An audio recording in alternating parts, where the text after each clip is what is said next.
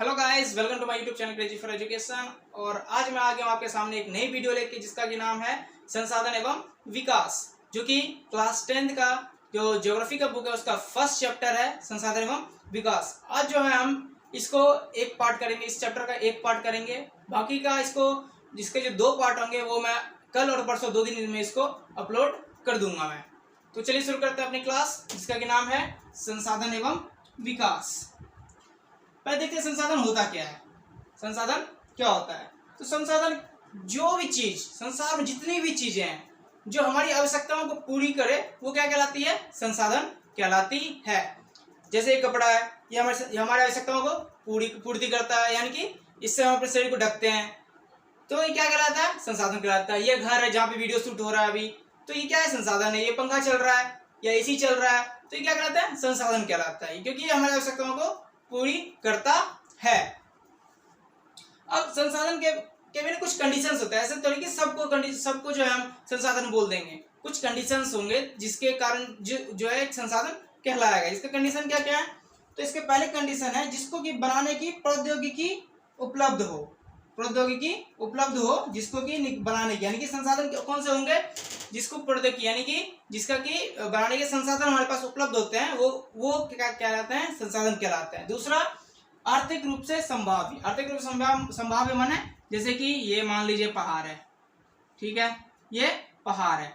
अब इसमें जो है ना कोई भी अयस्क होगा, कोई भी मान लीजिए कोई भी अयस्क है, ठीक है। इसको हम क्या करते हैं? इसकी खुदाई करना चाहते हैं। इसका खुदाई का कॉस्ट कितना है? इसका 1 लाख रुपीज इसका खुदाई कॉस्ट है। मगर हमें पता है जब ये अयस्क निकलेगा बाहर, ये तो इसका जो होगा प्राइस कितना हो जाएगा? Only 100 rupees. तो क्या हम इसकी खुदाई करेंगे? कभी नहीं करेंगे। क्यों? क्योंकि ये अफोर्डेबल नहीं है भाई, हमें लॉस हो रहा है, तो हम इसकी कभी खुदाई नहीं करेंगे, यानी कि आर्थिक रूप से ये संभाव्य नहीं है, ठीक है। तीसरा है सांस्कृतिक रूप से मान्य हो। अब सांस्कृतिक रूप से मान्य मतलब क्या हुआ? जैसे कि सपोज देखो, हम आप समाज डेली लाइफ में हम देखते हैं, जैसे कि तुलसी का पौधा सबके घर में होता होगा।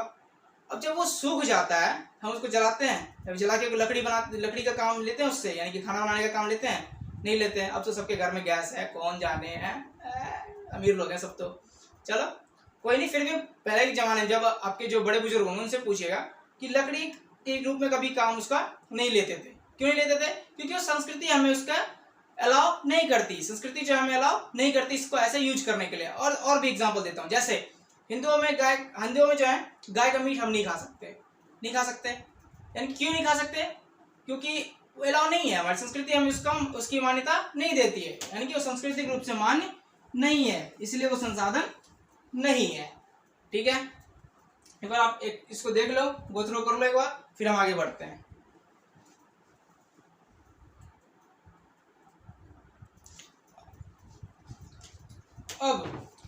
अब हमने देख लिया संसाधन क्या होता है, उसके कंडीशन क्या क्या होते हैं किसी चीज को संसाधन कहलाने के। अब देखते हैं इसके प्रकार क्या क्या होते हैं। संसाधन को मुख्यतः 4 आधार पे बांटा गया है: उत्पत्ति के आधार पे, साम्यता के आधार पे, स्वामित्व के आधार पे और विकास के स्तर के आधार पे। तो उत्पत्ति के आधार पे क्या होता है? जैव तथा अजैव, ठीक है।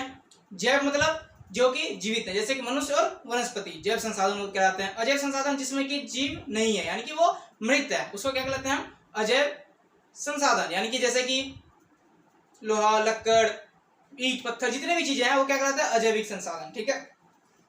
दूसरा है समाप्यता के आधार पे। समाप्यता के आधार पे नवीकरणीय और अनवीकरणीय। अब नवीकरणीय संसाधन क्या होते हैं? जिसको कि हम तुरंत रिसाइकल कर सकते हैं, यानी कि तुरंत हम उसको जैसे कि एक बार खत्म हुआ उसको तुरंत हम यूज ला सकते हैं, उसको क्या कहते हैं? नवीकरणीय। और अनवीकरणीय कैसे कहलाते हैं? जैसे कि जिस संसाधन को बनने में बहुत टाइम लग जाता है, बहुत टाइम, हजारों वर्ष लग जाते हैं, उसको हम क्या कहते हैं? अनवीकरणीय। नवीकरणीय जैसे कि पेड़ पौधे, इनके एक बार अगर पेड़ को काट दिया तो हम दोबारा लगा सकते हैं पेड़ को, तो क्या होता है? नवीकरणीय हो गया। और अनवीकरणीय क्या होता है? जिसको कि हम नवीकृत नहीं कर सकते, यानी कि उसको हम रिसाइकल दोबारा नहीं कर सकते। अगर रिसाइकल होगा भी तो वो हजारों करोड़ों साल लगेंगे। जैसे कोयला, खनिज, ये सब जो अगर खत्म होने के बाद हम दोबारा से आने में बहुत टाइम लग जाता है, इस क्या कहलाता है? अनवीकरणीय। तीसरा होता है स्वामित्व के आधार पे। तो स्वामित्व के आधार पे होता है 4: व्यक्तिगत, सामुदायिक, राष्ट्रीय और अंतरराष्ट्रीय। व्यक्तिगत संसाधन क्या कहलाते हैं? जिसपे कि हमारा हक होता है, यानी किसी व्यक्ति का हक होता है, वो क्या कहलाता है? व्यक्तिगत संसाधन कहलाता है। दूसरा सामुदायिक संसाधन। सामुदायिक संसाधन किसमें कहता है? जिसमें किसी एक व्यक्ति का नहीं बल्कि पूरे एक समुदाय का हक होता है, यानी कि उस एरिया में रहने वाले सभी लोगों का हक उस पर होता है। जैसे कि शहरों में देख लिया जाए, दिल्ली, बंबई या फिर कहीं बड़े शहरों में, तो वहाँ पे क्या होता है? पार्क होते हैं, ठीक है, और क्या कहते हैं, शमशान घाट होते हैं। गांव में देखा जाए तो चारण भूमि होती है। ये सब क्या कहलाते हैं? सामुदायिक संसाधन, ठीक है। राष्ट्रीय संसाधन, वैसे तो एक देश की सीमा के अंदर जितने भी संसाधन आएंगे, जितने भी व्यक्तिगत हो या सामुदायिक हो, जितने भी संसाधन हैं वो क्या कहलाते हैं? राष्ट्रीय संसाधन कहलाते हैं। और हमारा जो भारत है, इसके जो तटीय इलाके हैं, तटीय इलाके से 12 समुद्री मील के अंदर, 12 समुद्री मील के अंदर जो भी चीज आएगा, जितनी भी चीजें आएंगी, वो सब क्या कहलाएगा? राष्ट्रीय संसाधन कहलाएगा, ठीक है। अंतरराष्ट्रीय संसाधन क्या कहलाता है?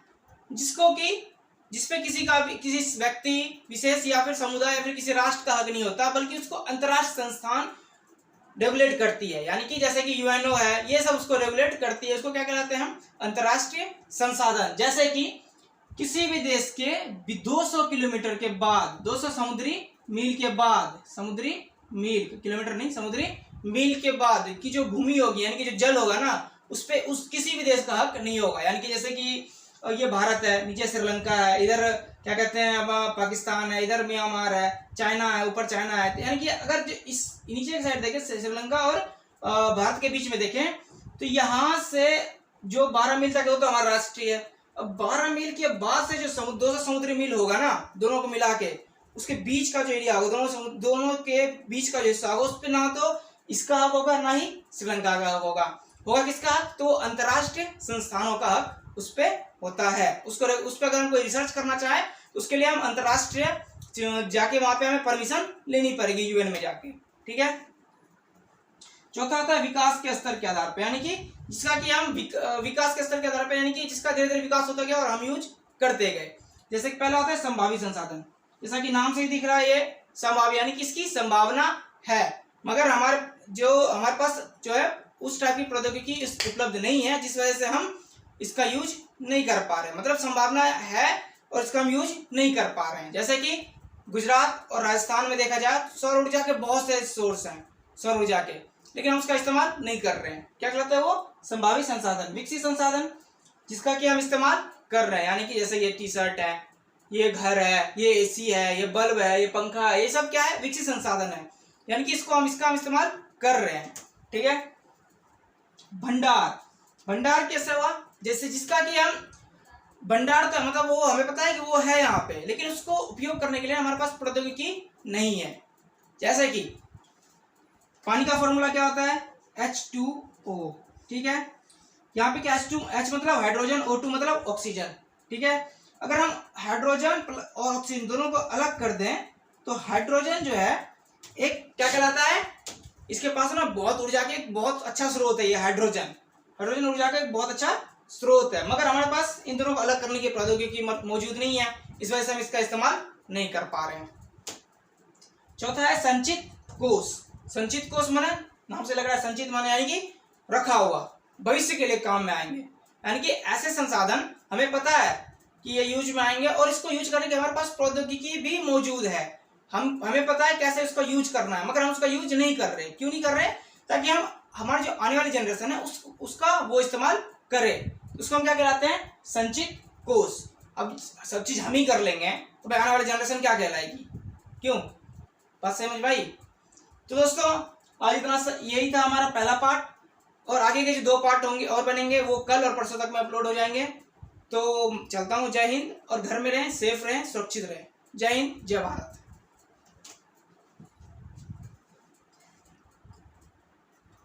करने के लिए देखिए, एक तो बेसिक ट्रिक है, एक तो लाइक और शेयर ठोक दीजिए, महाकाल का दबा के लाइक और शेयर ठोक दीजिए। पूरा साल मेहनत करता हूं आपके लिए बेटा, ऐसा नहीं चलेगा, ऐसा नहीं